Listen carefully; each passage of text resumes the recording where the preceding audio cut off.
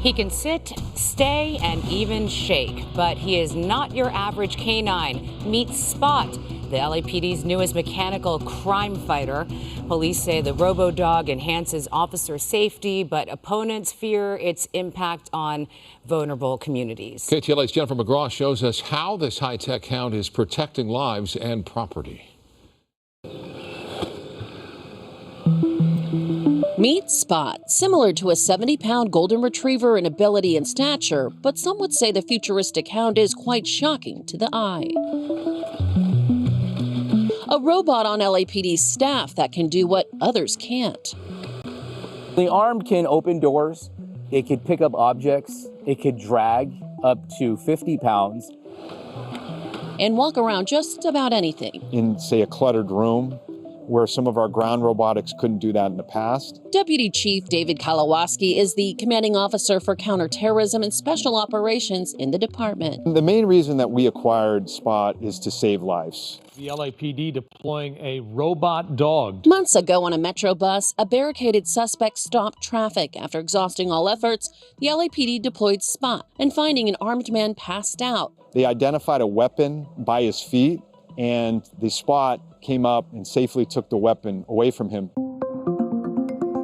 But there is some controversy surrounding Spot. Some are scared of it. They say he looks intimidating. Others fear it could be used for militarization, but that's not the case. The manufacturer would forbid us from using this technology if we made any attempt to weaponize it. There are concerns with other robotic companies. For example, in Ukraine, they've unleashed the robot dogs of war, not for combat per se, but to detect dangerous situations, including mines and Russian forces, which some have major concerns for future warfare. For now, here in Los Angeles, there's another worry. Some fear Spot can negatively impact communities of color, targeting, profiling, and terrorizing. I think that people are concerned in our communities because Spot follows a long and flawed history of predictive policing in Los Angeles. Brittany Freedom is an assistant professor for the Department of Sociology at USC. Are we using the same data that the LAPD used for previous programs like Operation Laser, which were racist programs and classed programs?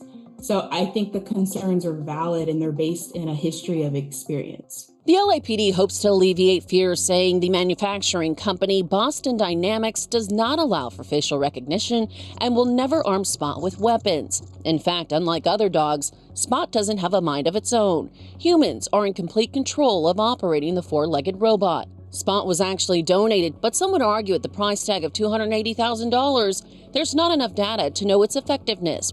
In fact, there have been issues.